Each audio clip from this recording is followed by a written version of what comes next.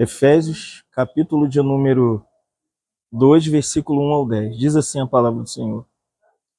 Ele vos deu vida, estando vós mortos nos vossos delitos e pecados, nos quais andastes outrora, segundo o curso deste mundo, segundo o príncipe da potestade do ar, do espírito que agora atua nos filhos da desobediência, entre os quais também todos nós andávamos outrora, segundo as inclinações da nossa carne, fazendo a vontade da carne e dos pensamentos, e éramos por natureza filhos da ira, como também os demais.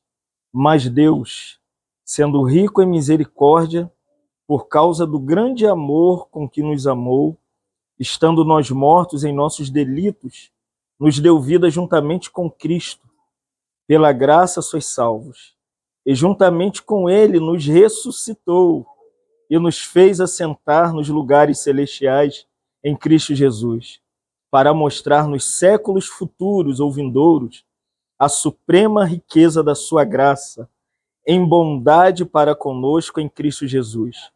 Porque pela graça sois salvos, mediante a fé. Isso não vem de nós, é dom de Deus, não daquilo que fazemos para que nos gloriemos, pois somos feituras dele, somos semelhantes a Jesus, criados em Cristo Jesus para as boas obras, as quais Deus de antemão preparou para que andássemos nela. Te agradecemos, louvando a Ti, gratos por tudo que o Senhor tem feito. Grato pela Tua presença, por ter trazido o Carlinhos, a sua esposa, o Lucas, a sua noiva.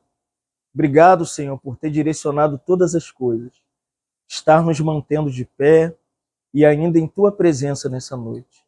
Que nós oramos pedindo a direção do Senhor, em nome do Teu Filho. Amém.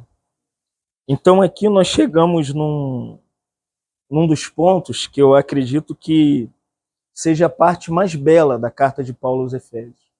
Já olhamos para o capítulo 1, do versículo número 10 e 11, olhamos hoje pela manhã os versículos do capítulo 1, 15 a 23, e vimos três coisas que são evidentes para os cristãos. Eles precisam ter fé, eles precisam ter amor e precisa ter uma vida de oração. Então, enquanto a gente festejava na praia, o Senhor estava com um movimento de irmãs orando, amém? Vimos as irmãs praticando o que nós ensinamos pela manhã. Então, de fato, a nossa palavra não é só uma palavra teológica, doutrinária, é uma palavra que os irmãos estão acolhendo no coração, estão praticando o que estão ouvindo, né? Mas aqui nós estamos diante de um cenário que vai tratar de quem ainda não era salvo, de quem é salvo e de aqueles que ainda serão salvos. Vai falar dos três tempos da salvação. A salvação que ocorre no passado, a salvação que ocorre no presente e a salvação que ocorrerá no futuro. Então Paulo começa mostrando a tragédia que aconteceu com a humanidade. Toda a humanidade, Paulo diz no versículo 1, que eles morreram nos seus delitos e pecados. E Paulo diz no versículo 2 que toda a humanidade passou a andar segundo um curso que ele chama de mundo. A palavra grega que Paulo usa para mundo é cosmos. Cosmos é o sistema que Satanás organizou para dominar as pessoas. Então as pessoas hoje, toda ela, em todo estágio, em todo tempo, em toda era, todo homem nasce no mundo. Todo homem sofre influência do mundo. Por isso que nós, como cristãos, as pessoas falam, vocês não são mais do mundo. É isso que a Bíblia aqui está dizendo. Porque o que é um mundo? É um sistema que vai contra os princípios morais e éticos da pessoa de Jesus Cristo. Mas é interessante que Jesus orou, falou assim, Pai, eu não quero que os livres do mundo, que os tires do mundo. Ué, mas como assim? Por que a gente não precisa sair do mundo? Porque nós somos salvos do mundo, mas vivemos no mundo. Você tem que trabalhar no mundo, você tem que criar seus filhos no mundo. Você ganha a sua vida, no bom sentido da palavra, no mundo. Então, o que é o mundo? O mundo é tudo aquilo que se opõe a Deus, a palavra de Deus e a vontade de Deus. Então, Paulo diz que esse mundo ele está organizado. O mundo é um sistema dentro do céu e a terra, porque Deus não criou o mundo. Gênesis 1 diz, no princípio criou Deus os céus e a terra, porém, tornou-se sem forma e vazia, mas o Espírito de Deus pairava por sobre a face do abismo. Então, Deus cria um ambiente lindo para um casal, sem muro, sem nada para tentar proibir a ida desse casal à presença dele. Irmãos, o Éden não tinha cerca, amém? Não tinha medida entre Deus e o homem. Deus vinha na viração do dia e o homem estava sempre lá. Só que houve essa tragédia. O homem caiu e Deus o expulsou do jardim do Éden. E nessa expulsão do jardim do Éden, Deus colocou um querubim com uma espada para fechar o caminho da árvore da vida, para que nunca mais o homem fosse aquele lugar. E Deus expulsou esse homem, e o homem teve filhos, e um dos filhos desse homem, chamado Adão, e da mulher chamada Eva, mata o seu irmão. Caim mata Abel. E à medida que Caim foge da presença de Deus, ele ganha uma marca que Deus dá a ele, para que ninguém o matasse na terra. Só que Caim, ele vai criar uma coisa chamada mundo, a partir de Gênesis capítulo 4. Ele cria uma cidade, ele tem um filho, coloca o nome da cidade de Enoque. E ali Caim cria armas para se defender, animais para se alimentar, música para se divertir, porque Caim não quer mais a presença de Deus, amém, irmão? Caim desistiu de Deus, de viver na presença de Deus, de amar a Deus. O mundo é tudo aquilo que te afasta de Deus. Pode ser coisas boas, coisas saudáveis. Aqui, irmãos, é isso que Paulo chama de mundo. E o mundo parece colorido. Já entrou no shopping? Quantas cores, as lojas são belas, tudo para atrair nossa atenção. As músicas são belas, é tudo para atrair nossa atenção. As vitrines, as roupas são cada vez mais específicas. O modismo do mundo é para nos atrair, irmãos. E Paulo vai dizer que existe esse curso e existe alguém que domina o mundo. O mundo não está preso ao acaso, não. Paulo diz que existe o príncipe da potestade do ar. Quem é? O diabo. Quem atua no mundo é um principado, irmãos. Por isso que é difícil a pessoa largar o mundo, deixar o mundo. Quem está preso em algumas coisas. Por isso que a gente não deve brigar com as pessoas, devemos ajudar as pessoas, porque o mundo é belo, o mundo é colorido. Porque existe um príncipe no mundo que atua nos filhos, Paulo diz, da desobediência. É um espírito que atua no mundo. Parece que é normal. De vez em quando você encontra a mulher assassina o marido. O pai estrupa a filha. Mas como pode? Se lembra aquele caso que tivemos? A menina sai do trabalho, vai para o ponto do ônibus e o cara fica ali tramando, vendo as fotos dela no Instagram. E num dado momento ele a atrai, coloca no carro, estrupa ela, degola ela. Você entendeu quem está atuando no mundo? É sério, irmãos. O mundo não é colorido, não, irmãos. Então Paulo está dizendo que existe um príncipe que está atuando e um espírito que traz o homem a desobedecer a Deus. O homem não obedece a Deus porque tem um espírito que o incita a não ouvir a voz de Deus, a não querer o que Deus quer, a não desejar o propósito eterno de Deus, como nós falamos na primeira mensagem. E no versículo 3, Paulo diz assim: entre os quais também nós andávamos outrora. Como que Deus nos movia no mundo? Como que o inimigo nos movia no mundo? Olha o versículo 3. Paulo diz: inclinando a nossa carne, levando a nossa carne à vontade pessoal, atuando no nosso pensamento, que é a nossa mente, e nos fazendo ser filhos da ira como todos os homens. Que esse versículo 1, 2 e 3 é uma descrição da sua velha natureza. Por isso, quando você encontrar pessoas assim, não despreze ela, amém? Não vira as costas para ela, ajude ela. Ajude ela a conhecer o Senhor. Ajude ela a saber a vontade do Senhor. Porque não é fácil, irmãos. A natureza do homem, Paulo diz que o inclina para a carne. Quem ensina bebê a fazer pirraça? Quem teve filho? Você ensinou sua filha a fazer pirraça? Você ensinou? Como que o bebê faz pirraça? Porque ele já nasce inclinado, irmãos. Já viu que pega chupetinho e joga fora? Faz assim, joga, mas quem ensinou a jogar a chupeta fora? E naquela fase que bate na mamadeira e joga a mamadeira longe? Todo ser humano, desde o nascimento, ele está inclinado na carne. A carne é um subproduto que aconteceu depois que o homem, perfeito na presença de Deus, quando ele cai em pecado, a carne dele ativa.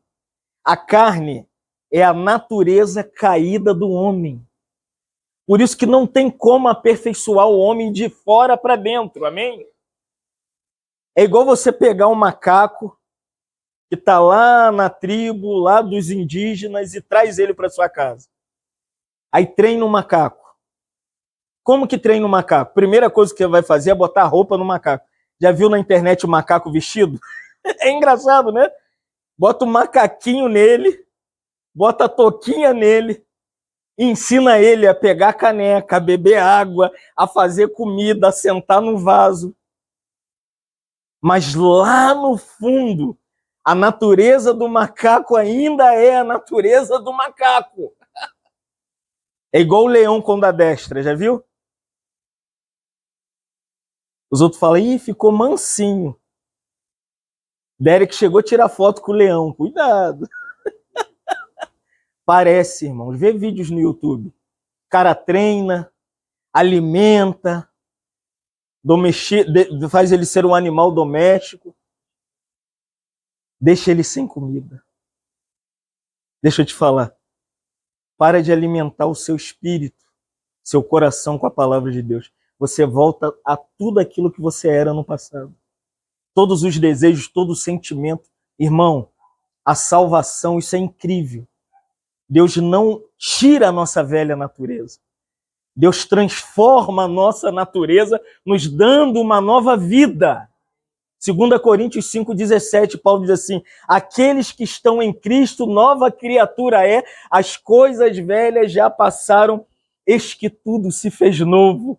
Deus pega um homem velho, cheio de problemas, cheio de dificuldade, Deus coloca a vida de Cristo nele, e Deus fala, agora vive, mas Deus ainda deixa você ter aquelas coisas que você fala, será que eu sou crente? Será que eu sou filho de Deus? Será que de fato o Espírito Santo mora em mim, irmãos?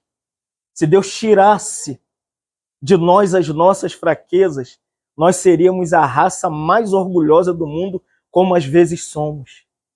Às vezes a gente se acha superior ao que bebe, ao que fuma, ao que cheira. E nós viemos de lá, irmãos. De onde você veio, irmão? Um cheirava cocaína, fumava maconha, bebia cachaça. Uma vez eu estava pregando evangelho em Resende. De casa em casa, bati na porta de um homem, ele trabalhava na NASA. Enquanto eu pregava a palavra para ele, eu falei, você sabia que todo homem é pecador? Ele bateu no meu peito, assim, me deu um tapa no peito e falou, eu não, pecador é você. Irmãos, olha o versículo 4. É por isso que, mesmo sendo pecadores, Paulo diz assim, mas Deus sendo rico em misericórdia por causa do grande amor com que nos amou. Deus te amou assim. Do jeito que você era e do jeito que você é. Deus não pede para você mudar 1 centímetro, porque mudança não começa em você. A mudança começa com ele.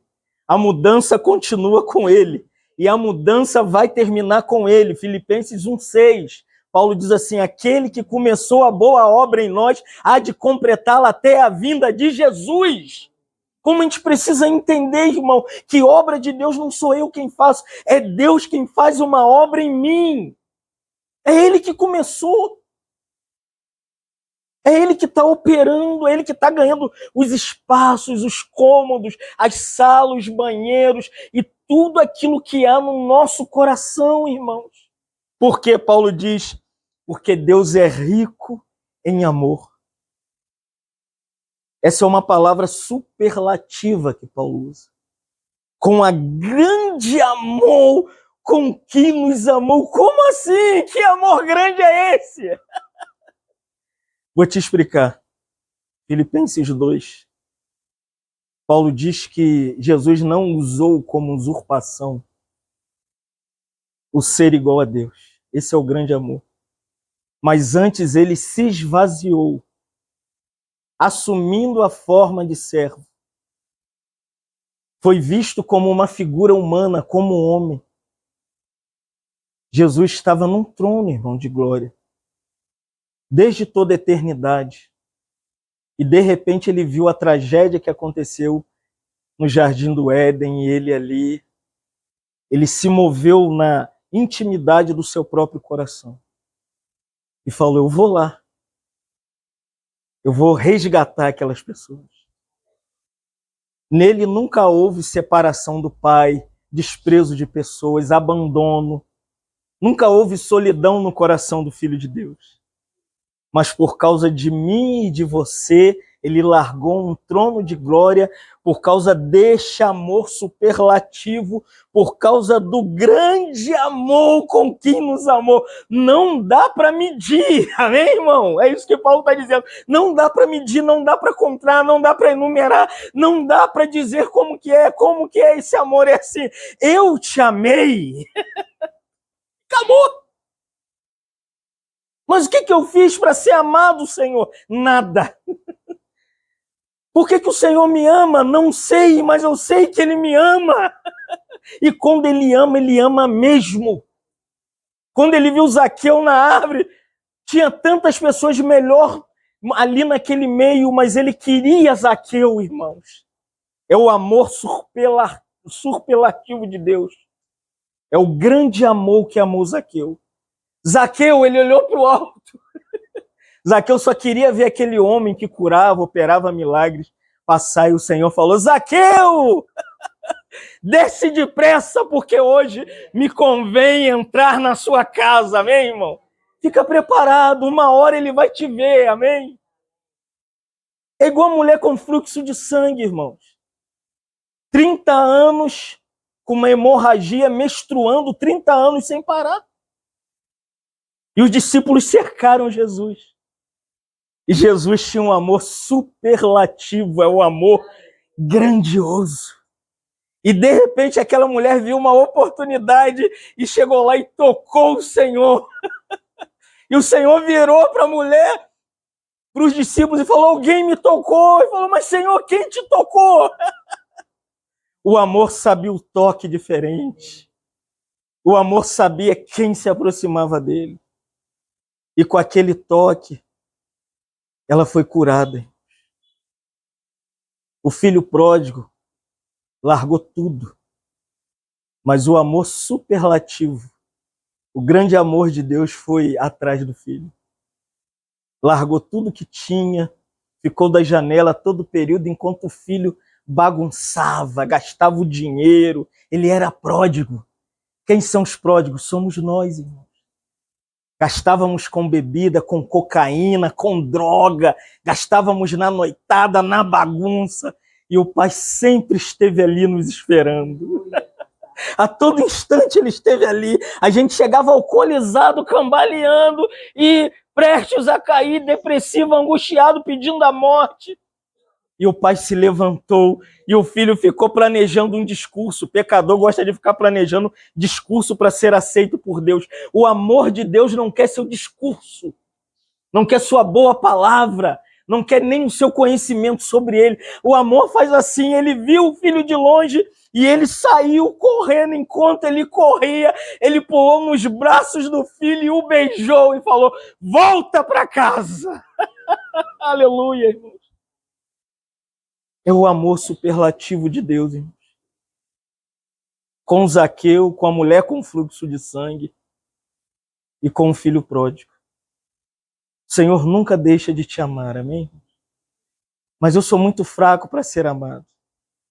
Ele nos amou em fraqueza. Ele nos amou do jeito que nós estávamos. E Ele continuará nos amando para sempre. O amor de Deus não acaba. Se lembra que nós lemos hoje? O amor tudo sofre, o amor tudo suporta, o amor tudo crê. E Paulo diz, o amor jamais acaba. O seu amor acaba. Mulher discutiu com você, aí você fala, acabou o amor. O filho faz uma coisa que te aborrece, acabou o amor. Funcionário lá na sua equipe de trabalho pisa no seu calo, acabou o amor. Mas Deus não. Você fraqueja, você fica cabisbaixo e meio triste, ali entristecendo o coração de Deus, irmão. É o que Paulo está dizendo aqui, mas Deus sendo rico em misericórdia, o que move o amor é a misericórdia de Deus. O que é misericórdia? Lamentação de Jeremias 3:22, Jeremias diz assim, as misericórdias do Senhor são a causa de não sermos consumidos, mas elas se renovam a cada manhã. Toda manhã, irmãos, quando você despertar amanhã aqui, se você acordar aqui amanhã, que a misericórdia te chamou. Ela falou, oi, e aí, tudo bem? E a gente nem liga para a misericórdia. A gente vai logo fazendo um café, a gente vai logo varrendo a casa, e a gente vai logo correndo para botar a roupa para ir trabalhar. E o Senhor está ali com misericórdia da gente. Com misericórdia. Então, Paulo, ele diz, aonde a misericórdia e o amor atuou em nós? No versículo 5 ele diz, estando nós mortos. É quando você estava totalmente sem força. O que é a morte? Você já foi num sepultamento de uma pessoa que você ama? Naturalmente, aqueles que estiveram muito próximo daquela pessoa caem em pranto e desespero. Sai daí, já viu? Eu vi isso. Levanta, sai daí. Eu vi isso no sepultamento da minha mãe, do meu irmão. Essa era a nossa condição. Mortos é morto mesmo nós estávamos. É como João capítulo 11, depois de 4 dias Jesus não chegou, Lázaro estava morto mesmo, sepultado num túmulo. E Maria e Marta foi até o Senhor super preocupada. Se tu tivesse chegado aqui, meu irmão não estaria morto. É que você demorou. Você demorou chegar, não é não, irmão. É que o nosso coração, ele tenta, de qualquer forma, resolver a situação da morte. Mas você não consegue, nunca conseguirá resolver o problema da morte, amém? Não tem como. Jesus virou para a irmã e falou assim, ele não está morto, ele dorme.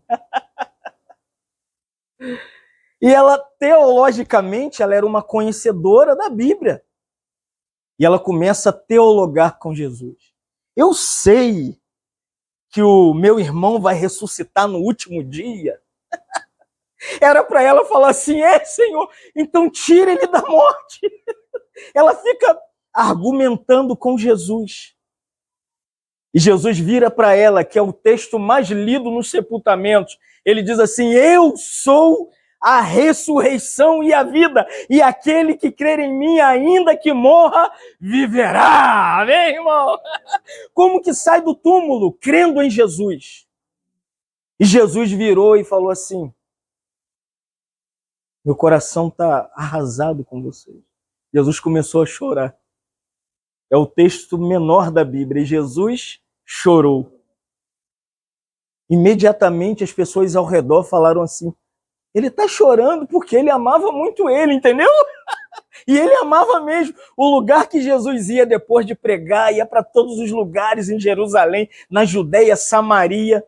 Mas quando ia entardecendo, Jesus cortava as províncias e chegava em Betânia. Betânia era onde morava Lázaro, Maria e Marta. E Lázaro morto, igual nós estávamos. O Senhor bradou: Lázaro, vem para fora! Amém, irmão? Foi isso que te tirou da morte, da cachaça, da cocaína, da bebida. Não foi a pregação do pregador, não foi o retiro da igreja, não é o curso de teologia que te apresentaram. Quem tira homem morto da morte é a palavra de Jesus, amém, irmão? Sai, sai, Lázaro da morte. Lázaro veio todo atado, é assim que a gente vem quando a gente crê em Jesus. Por que você continua fazendo as mesmas coisas? Porque você ainda vem atado. Por isso que tem que tirar as ataduras. Falou, tira as ataduras e desenrola. Então tem gente enrolada ainda, enrolado com um monte de coisa, e continua fazendo a mesma coisa. Irmãos, então não espere. Transformação cristã não é imediata, é progressiva. O Senhor vai ganhando o seu coração na segunda, na terça, na quarta, na quinta, na sexta. Eu estou sendo ganho, eu estava conversando com o Alex ontem, há quase 40 anos. Às vezes eu olho e falo assim, Senhor, parece que eu sou o mesmo. Mas lá no fundo a palavra diz, eu estou te transformando. Eu estou ganhando você dia a dia. Então mesmo, irmão. Olha para a sua vida como o Senhor já alcançou áreas da sua vida que você olhava para trás e falava assim, é impossível isso acontecer. Não está acontecendo? Deus não tem falado contigo? Deus não tem te guiado? Então é isso que Paulo diz, nós estávamos mortos, no versículo 5, em nossos delitos. Ele nos deu vida eterna com Cristo. Como? Pela graça sois salvos. Ai, irmãos. A salvação é só pela graça. O que tem que se fazer para ser salvo? Nada. Quanto eu tenho que dar para ser salvo? Nenhum valor, nada. O que eu preciso, ali tentar fazer para que eu alcance Deus? Nada. É tudo por graça. Vou te explicar o que é graça. Vinha um homem, Jesus conta essa parábola, e de repente ele foi assaltado. Levaram tudo dele, bateram nele, ele caiu no chão. E de repente passou o levita de longe, nem ligou para ele. Depois passou o sacerdote, não ligou para ele. E de repente vem um homem chamado o bom samaritano. Ele olhou para aquele homem. O levita, o que o levita tinha que fazer? O que o levita faz? Levita não ministra no templo para Deus? Como que o levita larga o homem caído, ferido? Levita é em nome de Deus para socorrer o homem caído. E o sacerdote leva os homens à presença de Deus. E o sacerdote, que em vez de levar o homem para Deus, ele fugiu do homem. Mas veio Jesus, que é o bom samaritano. Pegou o homem, colocou no cavalo, levou para a hospedaria, que é uma figura da igreja, lavou suas feridas, colocou óleo e falou, coloca tudo na minha conta, é graça, irmãos. A salvação é Jesus dizendo, pela graça sois salvos. Na linguagem da parábola do bom samaritano é assim, coloca tudo na minha conta. Lucas não tem que pagar nada, amém? Carlinhos, nada tem que ser pago. A esposa do Carlinhos não tem nada que ser pago, nada, irmãos. Ágata não tem nada para ser pago. Ele pagou um alto preço por nós e nos deu tudo em graça. Tudo é pela graça. Nenhum esforço, tudo é vão, irmãos. Já viu quando você tenta ser crente, já viu? Você fala, agora eu vou ser crente, eu vou passar 24 horas crentão. No trabalho você perde a paz com a pessoa. Você fala, perdi a calma. Meu Deus, chutei o pau da barraca.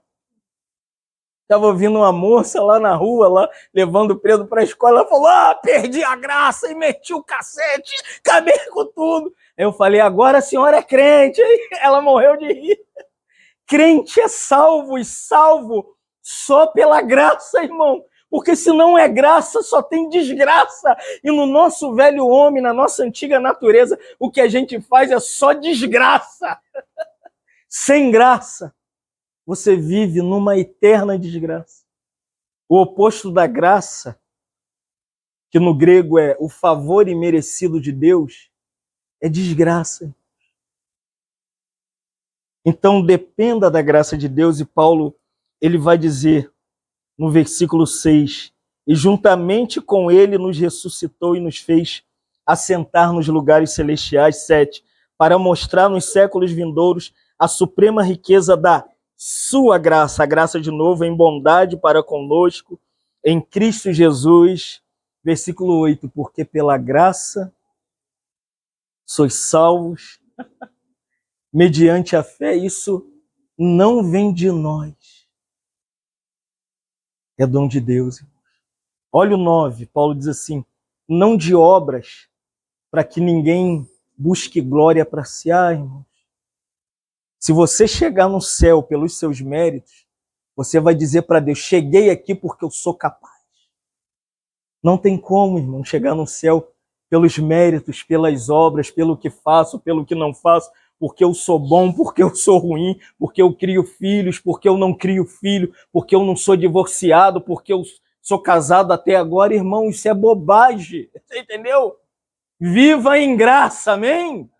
Debaixo da graça, se mova na graça, deixa a graça guiar a sua vida. A graça é absurda, a graça é escandalosa, a graça, irmão, ela é uma graça assim que ela é maravilhosa, você não entende como durante tanto tempo ainda é crente.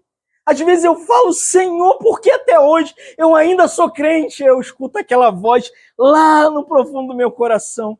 É porque a minha graça te basta, Pai. É a graça que basta, irmãos. É a graça, irmãos. É a graça que faz tudo. Quando a gente não tem força, é aí que a graça começa a operar. Perdi as forças. Perdi a esperança. Perdi o sentido da vida. Não tenho mais vontade de viver. É aí que Deus, em graça, começa a entrar no seu coração. Vai ganhando cada milímetro, cada centímetro, cada quadrado, e ele vai ganhando, ele vai ganhando, ele vai ganhando. É igual Sansão, um nazireu. Não podia tocar em mulher, não podia tomar vinho, que a Bíblia chama de bebida forte. Não podia dizer para ninguém o enigma da graça. Qual era o enigma da graça de Sansão? Que a força dele vinha de Deus. E os filisteus, ele zombava e abusava dos filisteus. Brincava com os filisteus. E os filisteus plantaram Dalila na vida de Sansão. Colocaram aquela mulher ali. E ele se apaixonou por Dalila, porque ele gostava de mulher. Qual era a fraqueza de Sansão? Mulher. E Dalila começou a acariciá-lo até que ela se assentou entre as suas coxas. E começou a chorar, por que você não me conta o seu segredo? Era para ele continuar fraco, cabisbaixo, mas não pode. Aquilo que Deus faz na sua vida não conta para os outros não, amém, irmão? Mantenha o enigma da graça, amém? Mantenha o que Deus te deu como promessa, como resposta, como direção, o guiar dele. O que acontece com a gente, que a gente sai falando tudo para todo mundo. E Dalila venceu o coração de Sansão. Falou, me conta só essa vez, me conta. E ele virou e falou, Ele tinha uma baita de uma cabeleira. Nunca havia cortado o cabelo. Ele falou, é porque eu sou nazireu. E eu nunca tive tesoura nos meus cabelos. Contou o segredo. Mantenha o segredo da graça. Essa vida que você tem diante do Senhor, amém, irmãos? Nós vivemos numa era que o cristianismo, a igreja, ela é muito pública. Conta-se tudo, e fala de tudo, e sai falando com quem você não conhece. E Sansão fracassou aí. E Dalila correu e contou para os filisteus, a força dele vem do cabelo. E prenderam Sansão, cortaram seus cabelos, furaram os seus olhos, prenderam os seus braços no moinho. Sansão perdeu a visão da graça, a força da graça, a autoridade da graça, porque ele encontrou o segredo da graça. Deixa eu te falar, não brinque com a graça de Deus. Mas Deus não desistiu de Sansão, amém? A graça de Deus é assim, a gente é fraco, a gente brinca com a santidade dele, mas a graça não abandonou Sansão. Os filisteus fizeram uma festa, irmão, para zombar de Sansão. Amarraram ele no moinho como um animal. Não brinque com a graça, amém, irmãos? Não brinca com a graça, não, irmãos. E Sansão estava rodando o moinho, humilhado, sem graça, numa eterna desgraça. Até que Sansão se virou no interior do seu coração e falou, Senhor, recobra minha força. Me dá de novo aquela graça que eu tive quando eu era jovem, quando eu te conhecia, quando eu tinha todo o meu viver diante do Senhor, em graça, Senhor. Era para o Senhor falar assim, se é gente, o que a gente falaria? Não, você vacilou.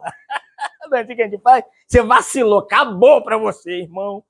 Jeová é um Deus cheio de graça, e Jeová derramou pela última vez a graça poderosa sobre Sansão, e Sansão recobrou a força, quebrou as amarras e balançou as estruturas do templo, e diz o texto que Sansão matou mais filisteu do que durante toda a sua vida. É a graça, irmãos. A graça nos dá força na fraqueza. Então, pela graça sois salvos mediante a fé. Isso não vem de nós, amém? Qual é o erro de Sansão? É que Sansão não entendeu que a graça não era dele, era de Deus. Então, cuidado, amém? Não brinca com a graça de Deus, não. Seja fiel àquilo que o Senhor tem falado ao seu coração. Sirva a Ele com problema ou sem problema. Sirva a Ele quando o armário tiver compra, quando não tiver compra, quando o pagamento cair, quando o pagamento não cair, quando a esposa brigar com você, quando a esposa não brigar com você. Irmão, abrace a graça, amém? Viva a graça. Se relacione com a graça, se mova em graça. Essa graça é absurda.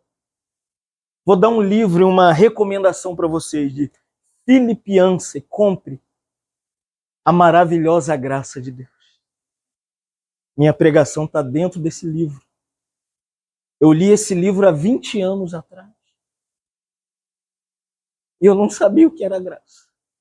Eu brincava com a graça. Eu subestimava a graça. Ao ler esse livro, eu fiquei uma semana prostrado. E a graça me ministrava. E a graça me acompanhava. E a graça me beijava. E a graça me abraçava. Oh, como os crentes perderam a graça. Acham que são fortes. Acham que são capazes. Acham que não vão pecar. Quando vê um pecador, fica criticando, fica atacando. Olha com um olhar de desprezo. Irmãos, Eu perdi todos os meus amigos na juventude. Que eu era legalista. Eu trabalhava no Pipopocas do Alcântara. Quem se lembra, era uma firma muito famosa. E eu desprezava todo mundo, porque eu não conhecia a graça. Até que um irmão me encontrou e falou: compre a maravilhosa graça. E até hoje, eu estou debaixo da graça, amém? A graça te faz simples. A graça te torna a pessoa mais comum do mundo, mas cheio da graça. Vou dar outra indicação. Vê o filme The Chosen. A série The Chosen. Aquilo é graça. Te louvamos nessa noite. Agradecidos a Ti pela Tua tamanha salvação. Salvação grandiosa mediante a homens tão falhos e pecadores como nós. Mas a Tua graça nos perseguiu. A Tua graça foi ao nosso alcance e nos encontrou na noitada, naquele meio com traficantes, com droga, cheio de bebida, e alguns até a ponto de suicídio e de morte. Mas a graça gritou: não faça tal coisa, eu estou aqui. Oh, maravilhosa graça, que sempre nos acompanha e que sempre nos encontra.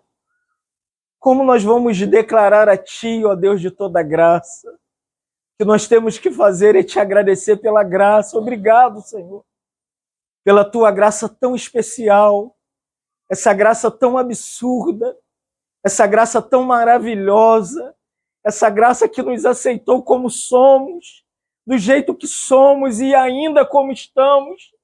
O Senhor não tirou a mão de graça sobre nós, como Tu não desistiu de Sansão, mesmo contando o enigma da graça, falando de onde vinha a sua força. O Senhor não abandonou Sansão. Ó Deus, não nos abandone, Senhor. Não nos deixe aos léus, não nos deixe desistir da Tua presença, não nos deixe andar sem graça. Nós queremos a graça do Senhor nessa noite. Por isso, nos visite ainda. Ministra graça enquanto dormimos. Ministra graça enquanto acordarmos. Ministra graça em toda a nossa vida. Ministra graça na vida dos nossos filhos, Senhor. Na vida dos nossos cônjuges, na vida dos nossos parentes, dos nossos primos, dos nossos avós, dos nossos tios. Ó Deus de toda graça, se revela a nós, Senhor. Se revela como um Deus de graça, que nos aceita como somos. É o que nós oramos nessa noite. Agradecidos em nome de Jesus. Amém. Amém.